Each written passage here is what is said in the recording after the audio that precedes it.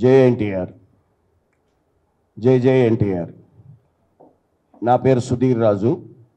గత 24 సంవత్సరాలుగా మేము ఎంతో అభిమానంతో గుండెల్లో నింపుకున్నటువంటి మన నందమూరి తారక రామారావు గారు, జూనియర్ ఎన్టీఆర్ గారు, తారక్ గారు, వారితో మా ప్రయాణం కొనసాగుతూ ఉంది.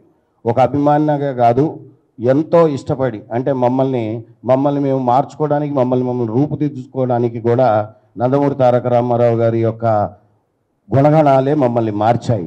ఈరోజు మేము ఈ విధంగా రాగలిగాము అని అంటే ఒక స్టేట్ కన్వీనర్గా మమ్మల్ని మేము ఉంచి ఆయన గారి యొక్క కార్యక్రమాల్లో పాల్గొనడం జరుగుతుంది.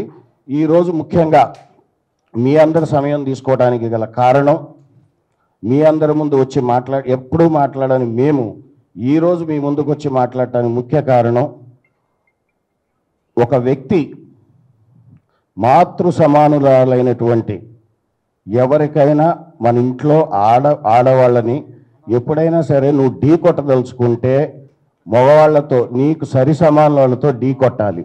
అసలు నువ్వని ఒక వ్యక్తికి నీ 2-3 బజార్ల తర్వాత నీ ముఖం ఎట్లుంటుందో తెలియని వ్యక్తికి ఆ రాష్ట్రంలోనే కాదు దేశంలో ఎంతో ప్రాముఖ్యత పొందినటువంటి ఒక నట విశ్వరూపం మా నందమూరి తారక రామారావు గారిని మాట్లాడి వారి కుటుంబం గురించి మాట్లాడే స్థాయి అనేది. ఆ అమ్మ ఏం చేసింది నీకు?